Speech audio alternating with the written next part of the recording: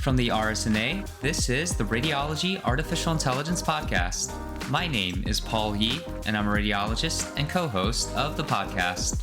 And my name is Ali Tijani, and I'm a radiologist and co-host of the podcast.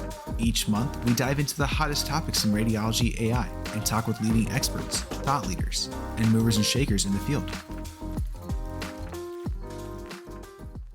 Welcome back to the Radiology AI podcast. Paul, it's been a while since we've been together to record one of these episodes. How have you been? I feel like I haven't seen you in a while.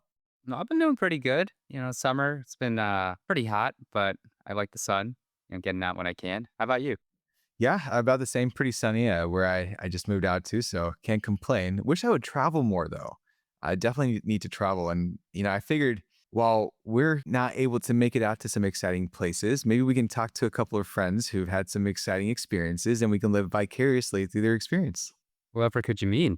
Well, let's ask them. Let's find out. So we have a couple of guests here. Udunna, can you start by telling us more about yourself and where you are and what you're doing? Yeah, thank you so much for having me here. My name is Udunna Anazodo, and I'm based in Montreal. It's sunny right now. We've had a little bit of a, summer spell, and that's nice. But a couple weeks ago, I was in Nigeria. I was in Lagos, Nigeria as well, doing some work, which we're going to get into today. But my main aim and focus is sort of creating really exciting ways to image the brain without contrast, which I do every day at the Montreal Intellectual Institute at McGill University, which is where I'm based. Fantastic. So I haven't been to Canada. So again, already living through your experiences there. Marouf, how about yourself?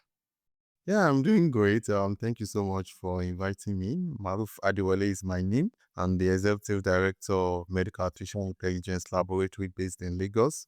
And I'm also a postdoctoral scholar at the University of Pennsylvania, where my research focuses on extracting etiologic risk factors for patients who have oncological disease. And we use this to be able to update our screening criteria and hopefully also improve patient outputs.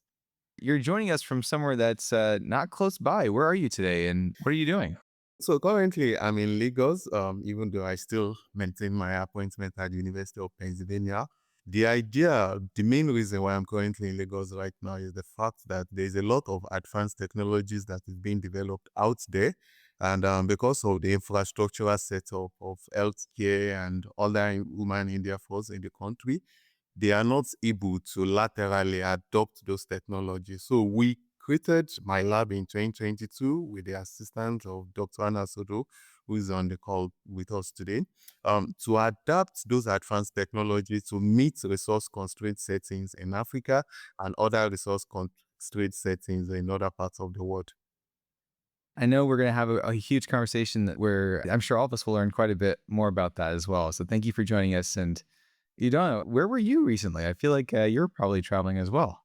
Yeah, so I was where Marouf is right now. I was actually at my lab, at the Medical Artificial Intelligence Lab in Lagos. And also, I visited a couple sites where we're starting to do some research in Nigeria. So I was at the Regents Healthcare Center in Owerri, which is southeastern part of Nigeria. So Lagos, for people that don't know Nigeria, Lagos is on the southwest. I think that's where most people that know Nigeria can pinpoint where the country is. And if you move 5 or 6 hours eastwards, there is a town called Owerri, and there is a fantastic private center. It's actually now a multi-specialist hospital, and they have an MRI scanner now, which we're trying to optimize and essentially make sure that it could produce very similar type of imaging quality as we do here in the West. And I also traveled up north, my first time being up north in the country, to a town called Damaturu, which is in Yobe State. And that town, right at the border of Chad and Cameroon, so it's a border town. And it's also a town that was heavily affected by the Boko Haram insurgency that happened a few years ago. So we're at a hospital that started a very fantastic dementia research study, and there we're trying to again see how well we can do imaging within the constraints that they have. So I've been moving around Nigeria, and I think we're going to talk about some of the work we're doing, especially the BRATS Africa project. Yeah, so why don't we just jump right in? So you mentioned BRATS, which is short for brain tumor segmentation. And, for many of our listeners, they know that this is an annual brain tumor segmentation data science challenge. It's been held for over a decade, if my recollection serves me correctly. Can you tell us more about that? What is BRATS? How did it get started? And how did you all get involved? I think you mentioned that there is an MRI scanner in the city that you had mentioned, which implies that maybe these things aren't so common. Tell us a story.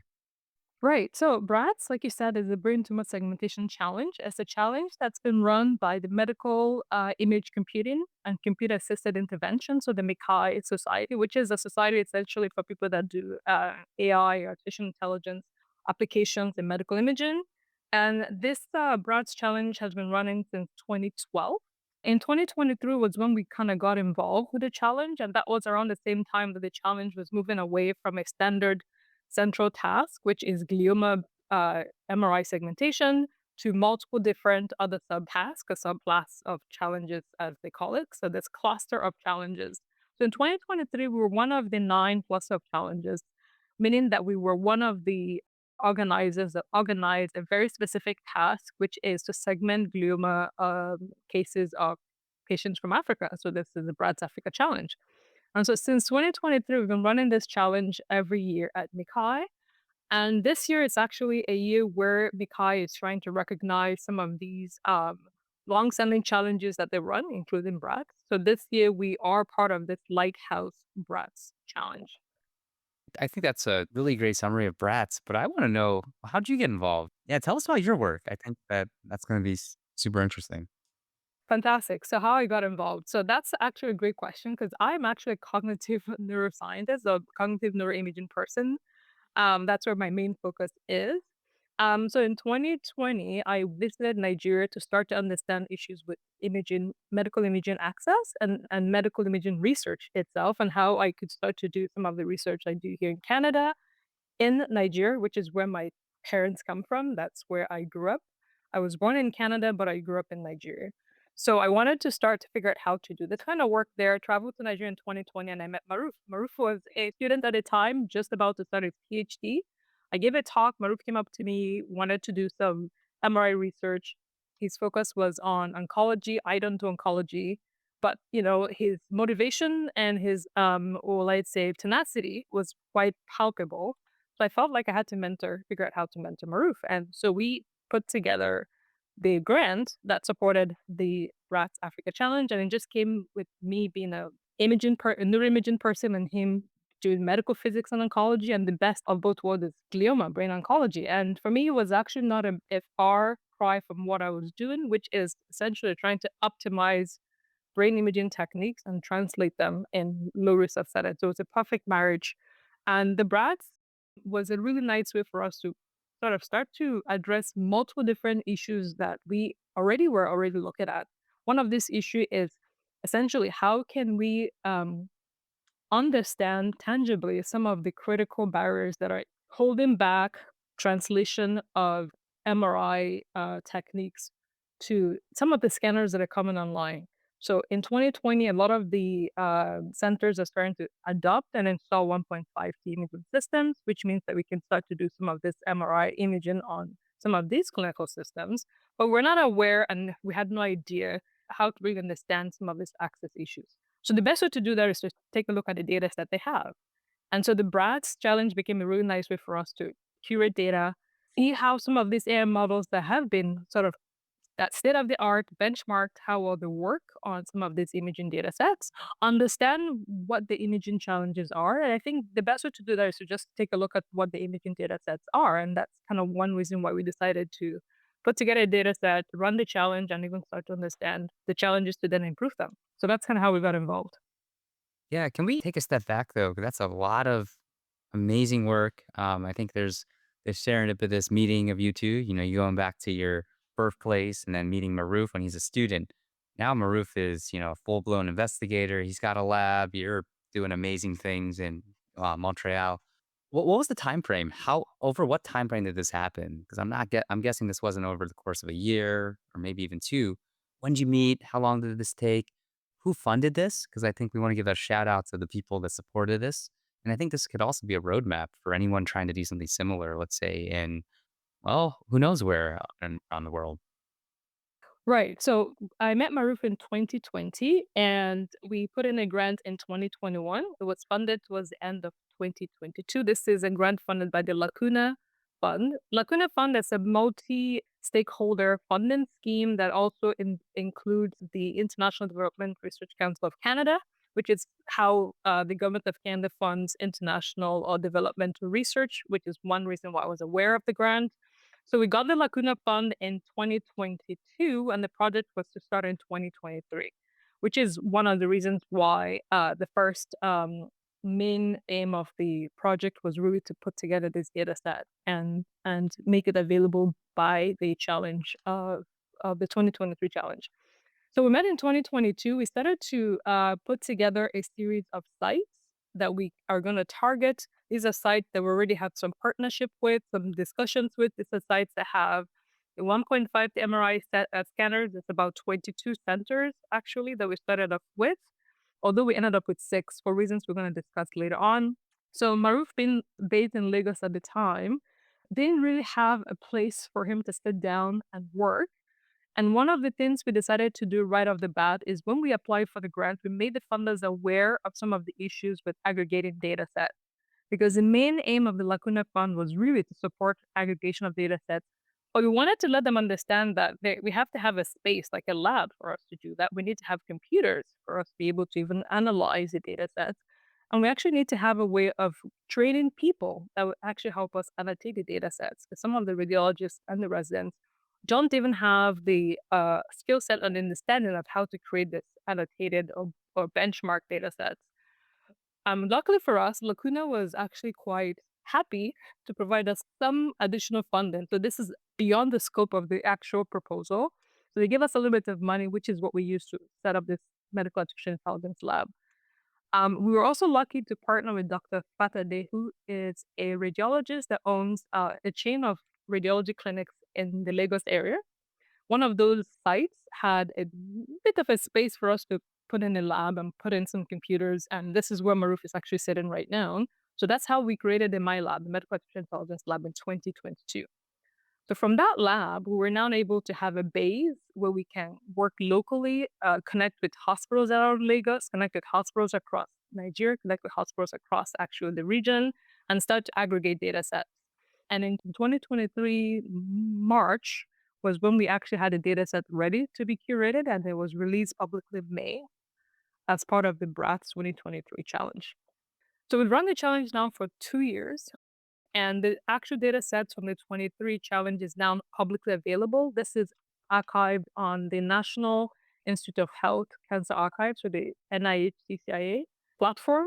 So anybody can actually go into the NIH National Cancer Archive, type in BRATS Africa. It's going to pop up there. You can download the entire MRI data set, both the raw DICOM and the pre-processed and annotated data set. A fun fact is that in 2024, the BRATS Africa dataset was the most accessed dataset on the TCIA Cancer Archive platform. So it was the number one searched and the number one downloaded dataset that particular year, which is news because they sent us an email telling us that happened. I mean, we didn't track it, but it was really nice to see that happen. So the dataset has been used not only for the challenge, but a lot of people have been supplementing it with other datasets, trying to create models that can be generalizable, models that can also be inclusive of data sets from Africa. So it's been a very rewarding and exciting project. Well, first of all, congratulations. That's a huge milestone. I had no idea. And it's really great to hear that because I think it's a testimony to all the hard work that you and your teams have put into making this resource available for so much great work to come, I'm sure. Really quickly stepping back though, for some of our listeners who may not know why we have data sets or why we try to create diverse data sets, why was it important that there was a data set representing the population in Africa? For example, why wouldn't it be okay just to use an open data set from the United States? I think these are key concepts and considerations that sometimes we don't know to think about. But I'm curious to hear your thoughts on when you pitched this. What was the perspective, the argument, or the conversation that was had at that time? Yeah, glad that you brought that question up because I think one of the reasons why we were successful in securing the funding and why we're successful in actually convincing our own colleagues locally in Africa to start to share the data and make these data sets actually available for stuff like the brain tumor segmentation challenge is because we're able to demonstrate to them that some of the existing state-of-the-art models don't actually work well on African data sets. So what I mean by that is that I had one of my students in my lab, Dong Zhang, back in 2022, kind of around the same time I was talking to Marouf. We were thinking about a stroke segmentation project here in Canada on an actual clinical project that we're working on. And with that project, the main aim I wanted to do was to take one of these top performing models for strokes, ischemic stroke segmentation, and just apply it to the data set we had in Canada. It didn't work out very well, not for any reason, mostly because of the small size of the model at that particular time. But that actually spurred a thought in my head as to wait, if we apply this data set to Africa, typical images we collect in African settings, will it actually work even worse? And we did. So we actually did a small project that is actually published as a workshop paper, but we put together a kind of sizable data set of glioma cases and ischemic stroke cases from Africa, mostly from Nigeria. And then we took 5 of the top performing models from previous challenges. These are models that have been benchmarked to show that they perform very well. And we just essentially applied it to the data set and they didn't perform well at all. I mean, the highest die score was about zero point 0.2, which is quite shocking. I didn't think they would be that bad, but it's not too shocking if you think about it, because there's a lot of intricate issues with African data sets. Besides the fact that we're looking at data sets coming from suboptimal scanners, what I mean by that is we have clinical scanners, yes, they're 1.5T, but a lot of them don't have optimized protocols. So we have clinical cases that are acquired on suboptimal scanners. We have cases where there's a lot of noise in the images. We also have issues with delayed presentations. We have patients that are showing up quite late in the game where the disease have actually progressed. A lot of the data sets that are used for training are not cases in the West where patients are showing up late. So we don't have a lot of delayed presentations. So the appearance on MRI is going to be a little bit different. We also have a lot of comorbidities in Africa. So we have patients that have infectious disease, maybe showing up now with glioma or stroke. So all of these contribute to a heterogeneous case of data sets in Africa, and also data sets that are quite small. So we don't have a lot of MRI images in Africa to play with. So when we take some of these state-of-the-art models that have been developed in the West, maybe from challenges, for example, BRATS challenge and applied, it doesn't work. And we actually did that in my lab and it didn't work. And so that was one of the motivation for us to tell funders, to tell our community, to tell our collaborators in Africa, in Nigeria, to give us data sets to help us build models that can be generalizable and work for them. Yeah, thanks for that recap. I think that's a whirlwind of just amazing work, amazing developments. I want to hear from Marouf, though, since he met you when he was a student. He's risen through the ranks, and that's a tremendous thing to be involved with so early on. So, what's your recollection? Do you have anything to add that might be a little bit different or kind of complement the amazing story that Udunna had just mentioned? Yeah, I think to a large extent, Dr. Anazodo has painted the perfect picture of how we started. Well, they said always remember the days of our humble beginning, and those were really days of where we have to cope with very few resources and still make the best out of them. So I remember clearly I was also working as a medical physicist at the same time, and I was entrenched in the clinics, and that was even what led me to oncology in the first instance. And the reason why I felt brain tumor is what to work on, because the mortality at this part of the world is very huge, because patients don't often have access to those diagnostic infrastructure. And those are the kind of problems we intend to sort up initio, and which has always guided the other projects we've been doing in the lab since the conclusion of the BRATS Africa dataset and the challenge. We moved away from that to solving all the problems that we encountered while we are trying to create this data set. For instance, we discovered that there are some of the centers we try to extract their data sets and they do not even have a pack system. Some of them still burn their images on a CD. And we came back to the lab and we built a pack system that we intend to deploy open source FOC free of charge to all those centers where we got those data sets from as part of their contributions. So the sources, contribution to the sources of the project. Additionally, all methods that that were created on using the BRATS Africa dataset, all the ML methods will also be put on the packs with the aim that when they use those packs for their clinical settings, they are also benefiting from the fact that they contributed data sets for us. Apart from that, we've also been largely engaged in some capacity development programs for clinicians and developers alike on this part of the world, owing to what we see as a skill gap while we are trying to curate these data sets. So those are just the few. We do not only come to this part of the world, took the data set, published it.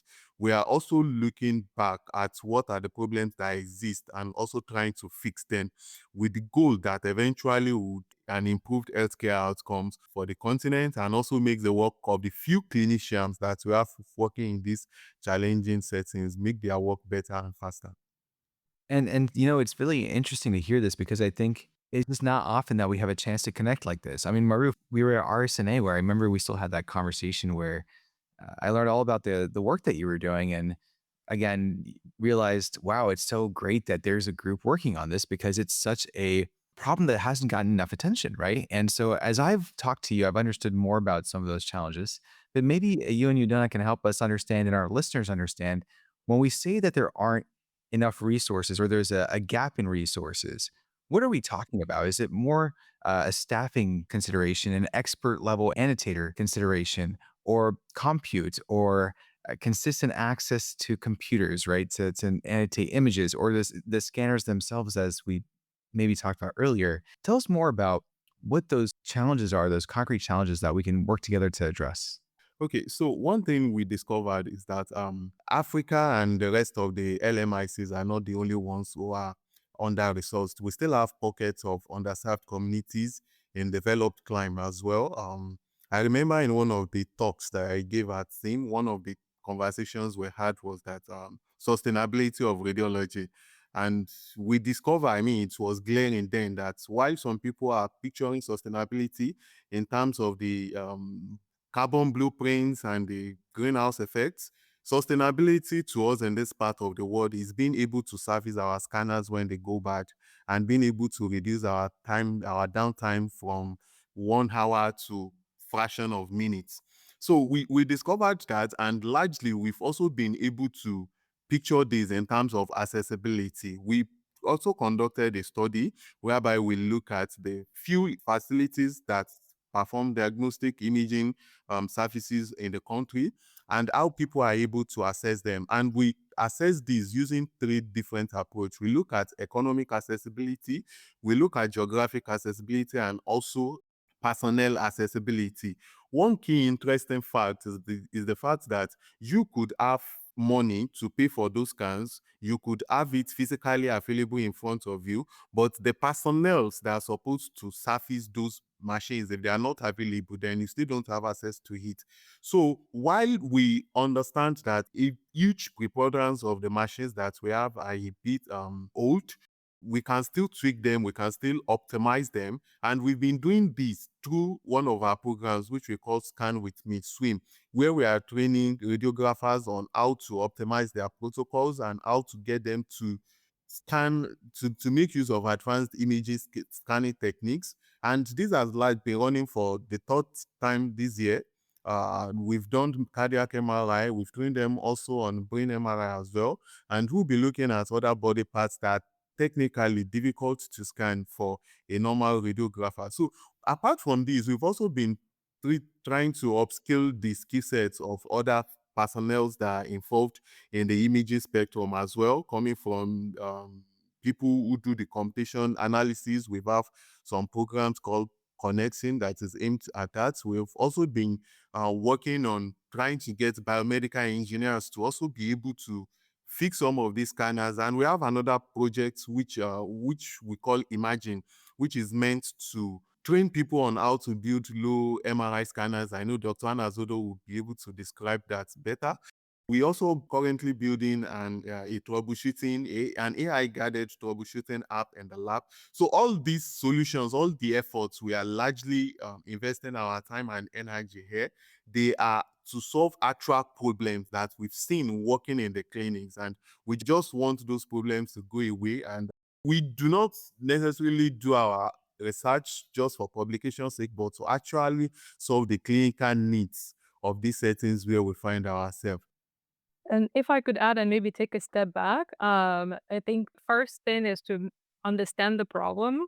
There's a really nice thing that it's not about the solution. Solutions are much easier to find. It's actually being able to understand the problem so that you can actually create lasting solutions.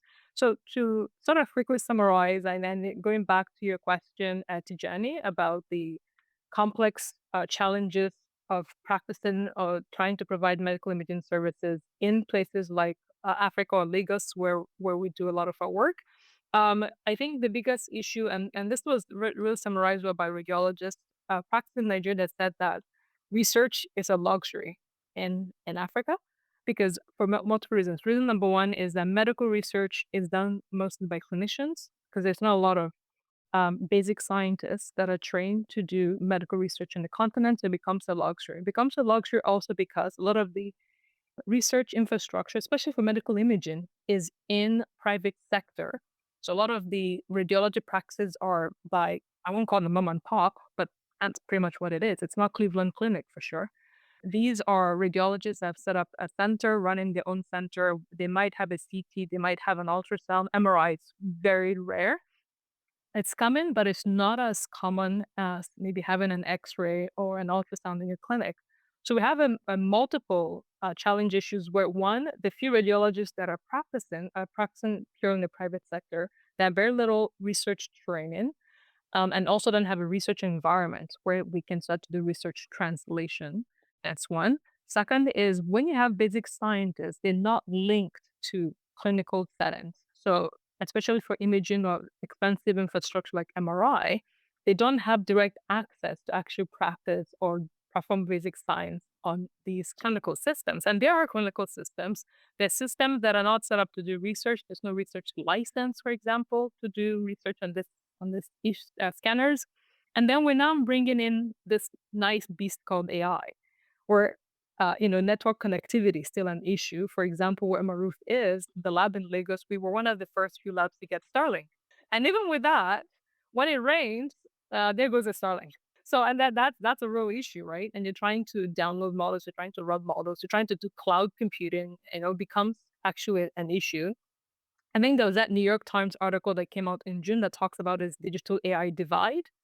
And if you look at the data centers, so they were trying to map data centers across the world, and there's only two or three dots in Africa, and they all happen to be in South Africa.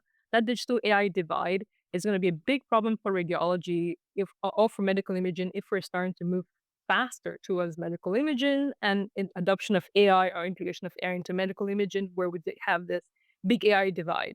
So we're talking about so many different issues from infrastructure to personnel, and then the biggest issue is policy. In the US and Canada and Europe, we have really nice, no, not nice, well-defined or at least robust data protection and privacy laws. We don't have those laws in many African settings. And even when they do, it's always in a carbon copy of what's been done in Europe, in the EU, which doesn't always work well in an African setting. And also, data privacy and protection is of even more importance for them. What I mean for them, for rural resource settings, because a lot of the time, a lot of these private centers actually practice teleradiology. A lot of the radiologists that read for them, some of them are not based in the continent or even in the country, they're based outside. So the data is already leaving the continent as per stage through teleradiology. And that's one of the issues that we found is there's a lot of clinics that we started conversations with for this brain tumor segmentation challenge project to find out that they use teleradiology and also some of these imaging data sets. Once the radiologists read it, they either delete it or they're not willing to now release. So the ownership becomes an issue, right? And you have to realize that most of these images are not through universal healthcare system, not something that Americans will understand, but me as a Canadian, we understand what it is. Nobody pays for MRI here unless you don't want to wait. But for them, MRI or CT or X-ray, any radiology service is something that they now have to either pay out of mostly pay out of pocket. And out of pocket could mean taking money from the community members to have one scan or a follow-up scan and the follow-up scan. So when we're going back to them, asking them to share our data sets for us for public use, there has to be a lot more uh, thinking that goes beyond just collecting data, sharing publicly, and publishing papers, like Marouf said. So talking about infrastructure, personnel, and policy issues that we have started to figure out with this particular project. And, it's just such a privilege to be able to have this conversation because I think these are challenges that, as Maruf had mentioned too, I wonder how many communities are facing similar issues.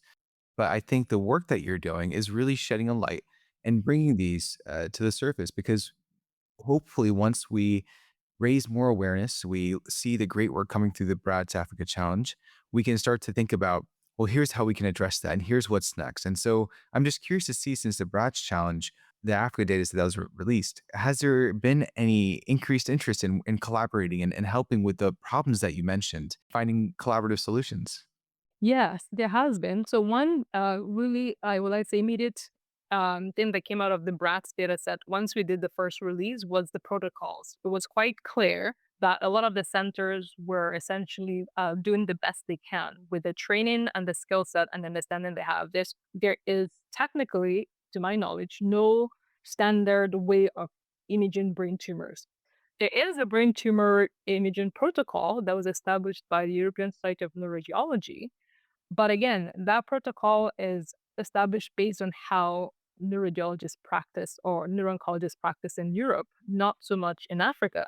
So quickly, we put together a team of collaborators working with ESNR, working with the Society of Neuro-Oncologists of Southern Africa, to put together some form of guideline for brain tumor imaging in Africa, especially because, like I said, some of the centers are now getting 1.5T MRI scanner, and for brain tumor MRI is the standard of care. And so we're now trying to put together this protocol. It will allow us to sort of harmonize and standardize things, one for clinical implication or application, and second, if we're now trying to build AI models, we can now build models that are that don't suffer from a lot of the challenges we had in terms of data quality. We have now really good quality data. Garbage in, garbage out problem is now a little bit solved. So that's one thing that came out of that, and that's one thing that has direct clinical application or impact. So the brain tumor protocol was one of the immediate outcomes from the brain tumor segmentation challenge data set. And I think this is very significant. And once you put together a data set, you actually can start to do, I don't know if I want to call it epidemiology, but you kind of start to understand what are how the data was acquired, how the clinical settings are between different centers. And from that data set, like I said, one thing we learned was the protocols really need to be optimized. And that's what we're working on right now with the goal of having a standardized protocol within a year or so. And we have really strong partners in the community, in the, well, I say continent, excited to help us put together this protocol. So that's one immediate thing that came out of that. The second thing was really training and capacity building. Like Marouf mentioned earlier, we realized quickly that we just cannot collect data set and hand it over because it's not really going to solve a problem. At the end of the day, when those softwares come, and some of them are coming, the clinicians have to be able to understand and even validate those software that it works on their patient population. So they need to know what the AI software is doing. They also need to know how to do the validation themselves. And in all fairness, they need to be included in the actual development of the AI models and methods because they do understand the unique population. I've talked about the fact that a lot of patients have multiple morbidities. They're late presenting. These are patients that clinicians and the radiologists, they know the patients, the oncologists, they know the patients. We really have to include them in development of this model. So one thing we did was we created a training program called Spark, Sprint AI Training for Africa Knowledge Translation. We just wanted to make Spark out of that acronym. So, but Spark is an AI training program that we've been running in medical imaging that we've been running since 2023. So it was essentially running around the same time we were building the data set because the residents, radiology residents who are part of our Spark AI, were trained on how to annotate the BRATS data set. So we did that, but we also gave them training on how to create models, deep learning methods for brain tumor segmentation. But we did it in a way where they are learning the basics of computational imaging, where they could apply beyond BRATS. And we've seen that happen. We've seen our participants now applied to CT imaging and lung. We've had papers published that we've even seen them do it for malaria diagnostics. Because once you give them training on imaging, it doesn't have to be MRI. It could be just how to handle DICOM images, how to do image segmentation and classification. They apply that knowledge. I think two main things that came out immediately from this particular project is the fact that we're now trying to make optimization of protocols good so we can have good data sets. And we also have now a strong group, a cohort of students, what I call them not students anymore, but highly skilled personnel, about 604 of them. We've trained in 35 countries in Africa over the past 3 years, including quite a lot of clinicians.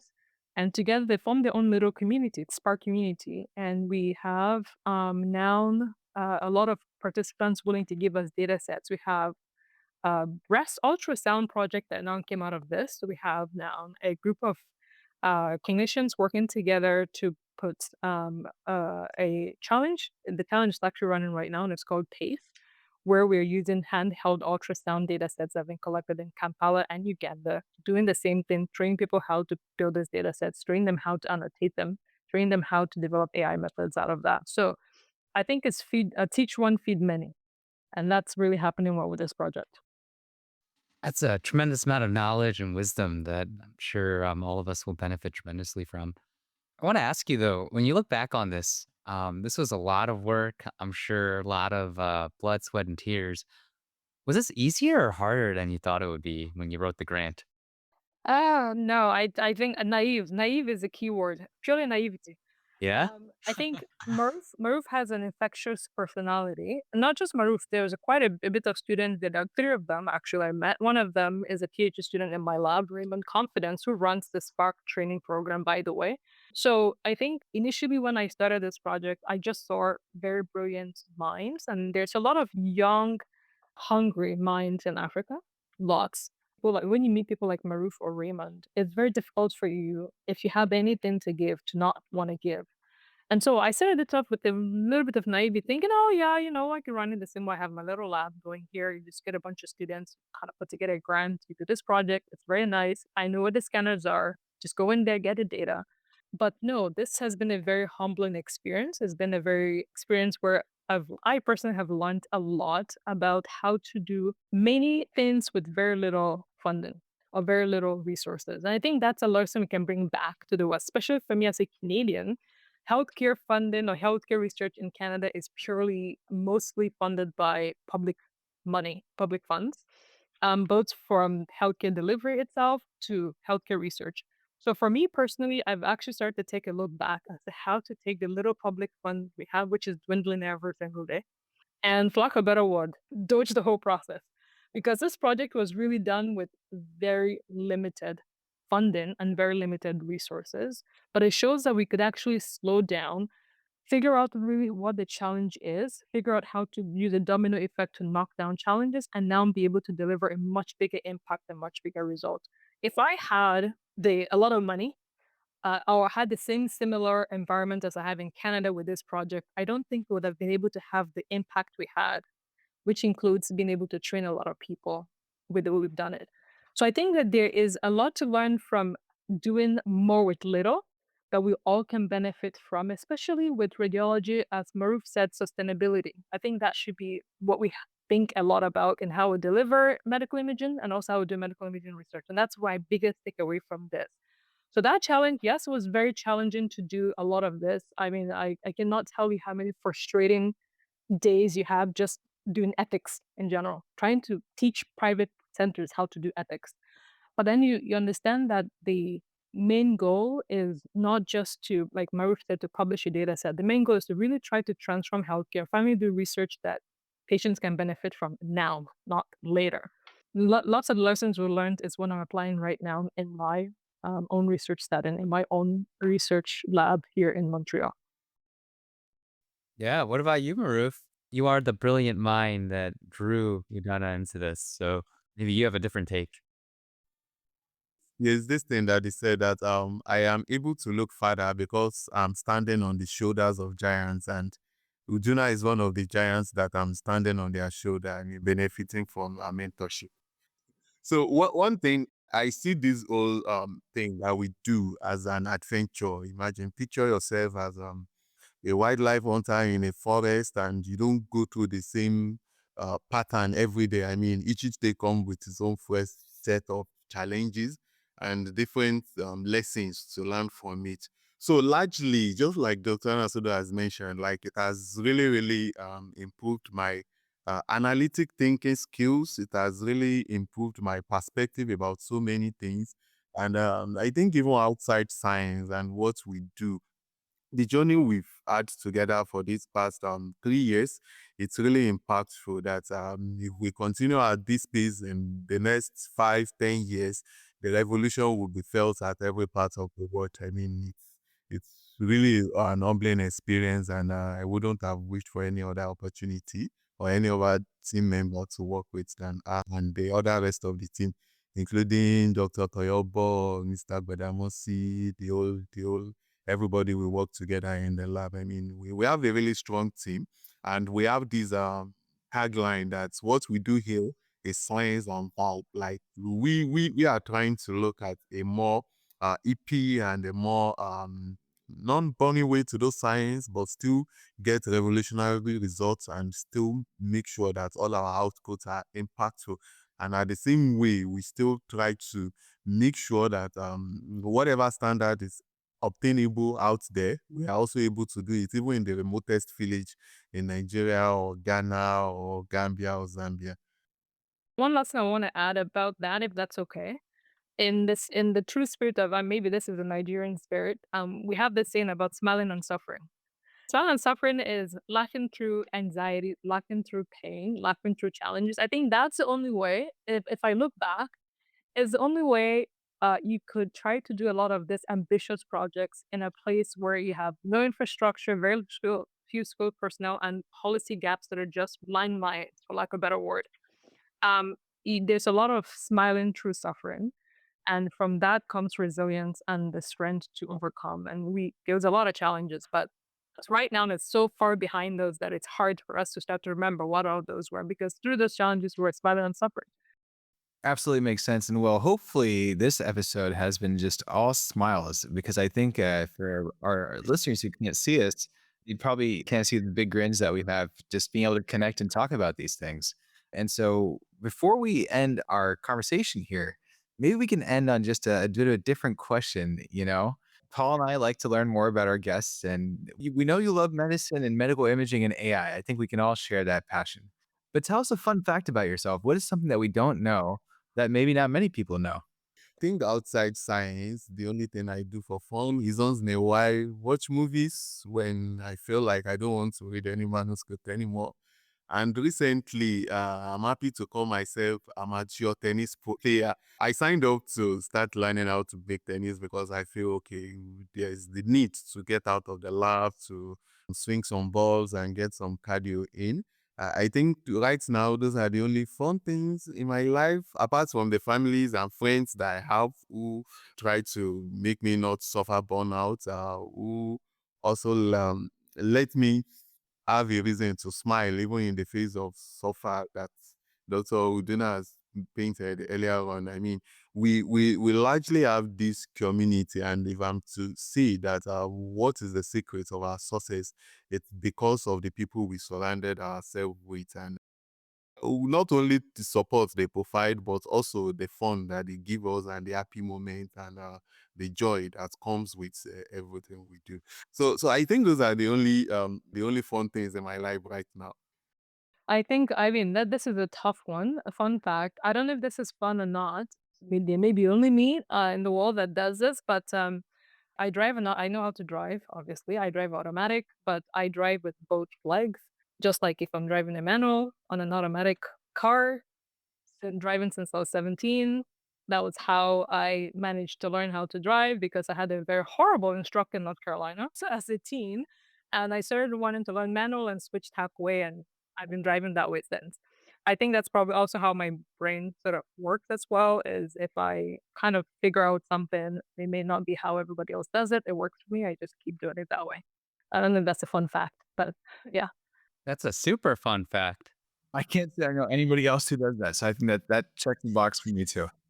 Well, I got a question. I mean, you're saying you're not having fun, but we can talk about some fun things. So, Marouf, you've been to RSNA. Are there any good Nigerian spots that we got to check out? I'm a big fan of jollof rice. I lived with a guy from Nigeria for about a year, and he really opened my eyes and my taste buds and some tear ducts, let's say, with some of those Nigerian spices. So I'd like to know personally. So there's this thing with the Nigerian culture and the Nigerian vibes that I'd say that people who do not really know about it would not appreciate it, but very few people that I've met who have had an understanding of what the music is in Nigeria, what the language is, what the food is, what the dressing is like. When you say music, are we talking Kid? Are we talking Thames? We talking something a little more traditional? So yeah, so Nigeria has a very rich lifestyle. Like oftentimes maybe not rich in terms of wealth, but in terms of the cultural, the attitude, the lifestyle, it is actually rich. And one key thing we always do is that owing from our ancestors, there's always these folklores, there's always these principles, policies that's transferred for generation to generation. And their emphasis has always been live your life to the fullest. Like make sure that when you are signing out on the surface of the world, you do not have any regret. And that philosophy has helped us to have this kind of culture that we work hard, we play hard, we also rest well.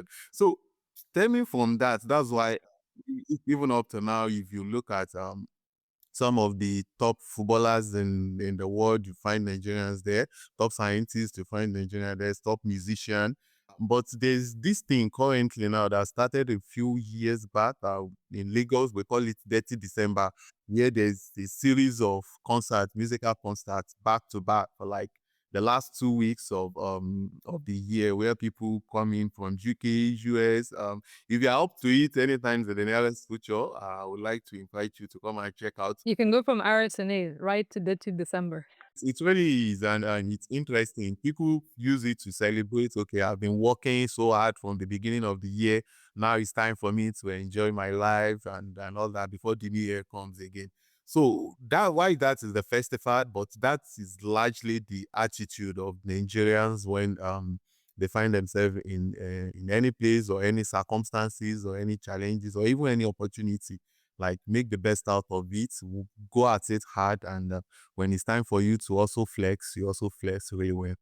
Think that's a perfect place to stop. For Paul, I think we know what we're doing after Artist Night next year. I think we have our New Year's resolution and our mantra, thanks to Marouf. Is there any final parting thought here as we Now, I do want to appreciate RSNA for, giving this platform to showcase works that's happening around the world. I think if there's any more research happening in Africa, I'll be more than happy to share it with RSNA and shine a light on what other groups are doing in the continent. There is quite a lot happening, but it's always under the radar. So I'm happy that RSNA is shining a light on this one. One thing we should also mention is that our data descriptor was published in Data Resources in RSNA Artificial Intelligence, Radiology Artificial Intelligence Journal too. So I think to a large extent we are kind of like sentimental towards RSNA and all their journals, and I think that sentiment would keep existing. And if we have any outputs from our research in the later one, in the nearest future, then RSN is the place to make it open and public. And so, just one more time, I think from all of us here at the RSNA Radiology AI podcast, thank you for your work, your time with us today, sharing your experiences very openly and honestly, and the collaborations, right? And I think that it's going to be very exciting and to see how groups build upon this work. It's going to be very exciting to see how your work folds out in the coming months to years as well. And thank you for setting the example for much work to come on this. And listeners, you heard it here. This work is available in the Radiology Artificial Intelligence Journal. So check out the data resources. Reach out to us. Let us know how you're using the data resources and what exciting themes or topics come to mind after this conversation too. Paul, what do you think? Shall we sign it out? Yeah, it's been an awesome conversation. Thanks again, Udunna and Marouf. And we'll look forward to seeing you in Chicago at RSNA. See you in Chicago. Take care, Thank, everyone. thank you. Have a great one. We hope you've enjoyed this episode of the Radiology Artificial Intelligence Podcast. Shout out to Yuri Ishimchisen for our podcast music and to the RSNA podcast staff. Email us at podcasts@rsna.org anytime with questions, feedback, or suggestions.